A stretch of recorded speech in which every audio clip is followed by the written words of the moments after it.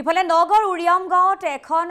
গাঁৱত এখন পৰিত্যক্ত বাহনক লৈ চাঞ্চল্য বিৰাজ কৰিছে 127 নং ৰাষ্ট্ৰীয় ঘাইপথৰ অৰ্জুন তলতে পথৰ দাঁতিত ৰখোৱা আছিল বাহনখন AK01 EK5700 নম্বৰৰ ৱেগানাৰ বাহনখনক লৈ তীব্ৰ কৌতুহল সকলোৰে মাজত বাহনখনৰ নম্বৰ প্লেটত লিখা আছে গভৰ্ণমেণ্ট অফ আসাম আৰু বাহনখনৰ ভিতৰত বিজেপি পতাকা উদ্ধাৰক লৈ চাঞ্চল্য বিৰাজ কৰিছে কোনো লোকে বেআইনী কামত বাহনখন ব্যৱহাৰ কৰি এৰি থৈ যোৱাৰ সন্দেহ প্ৰকাশ কৰা হৈছে আৰু এইখন হৈছে ৱেগানাৰ বাহনখন যিখন বাহনত লিখা আছে গভৰ্ণমেণ্ট অফ আসাম আৰু আনফালে বিজেপিৰ পতাকাও লগোৱা হৈ আছে বাহনখনত যাৰ ফলতে বাহনখন এনেদৰে পথৰ কাষত ৰখাই থোৱাক লৈ এতিয়া তীব্ৰ চাঞ্চল্য বিৰাজ কৰিছে 127 নং ৰাষ্ট্ৰীয় ঘাইপথৰ অৰ্জুন তলৰ পথৰ দাঁতিত ৰখোৱা আছে AS01 EK5700 নম্বৰৰ এই ৱেগানাৰ বাহনখন আৰু বাহনখনৰ ভিতৰত যেহেতু বিজেপিৰ পতাকা উদ্ধাৰ হৈছে গতিকে কোনো লোকে বেআইনীভাৱে বাহনখন ব্যৱহাৰ কৰি এৰি থৈ যোৱাৰ সন্দেহ প্ৰকাশ কৰা হৈছে আৰু স্থানীয় লোকে ইতিমধ্যে আৰক্ষীক খবৰ দিছে আৰক্ষী গৈ ঘটনাস্থলীত উপস্থিত হয় আৰু ক্ৰেনৰ সহায়তে বাহনখন লৈ যোৱা হৈছে থানালৈ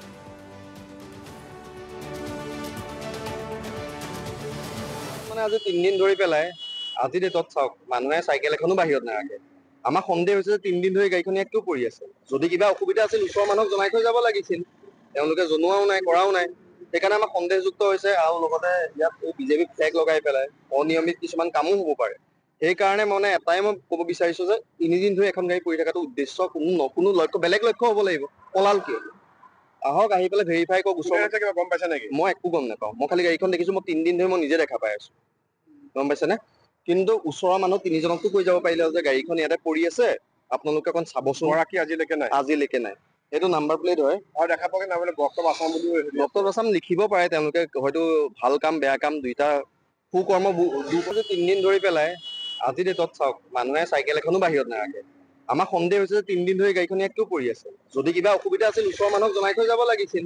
তেওঁলোকে জনোৱাও নাই কৰাও নাই সেইকাৰণে আমাৰ সন্দেহযুক্ত হৈছে আৰু লগতে ইয়াত এই বিজেপি ফ্লেগ লগাই পেলাই অনিয়মিত কিছুমান কামো হ'ব পাৰে সেইকাৰণে মানে এটাই মই ক'ব বিচাৰিছো যে 3 দিন ধৰি এখন গাড়ী পৰি থকাটো উদ্দেশ্য কোনো লক্ষ্য বেলেগ লক্ষ্য হ'ব লাগিব পলাল কি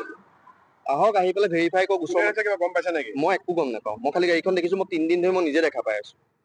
গম পাইছেনে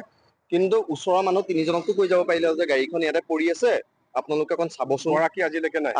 নাই এইটো নাম্বাৰ প্লেট হয় আৰু দেখা পাকে নামলে গভৰ্ণমেণ্ট অফ আসাম বুলি গভৰ্ণমেণ্ট অফ আসাম লিখিব পাৰে তেওঁলোকে হয়তো ভাল কাম বেয়া কাম দুইটা সুকৰ্ম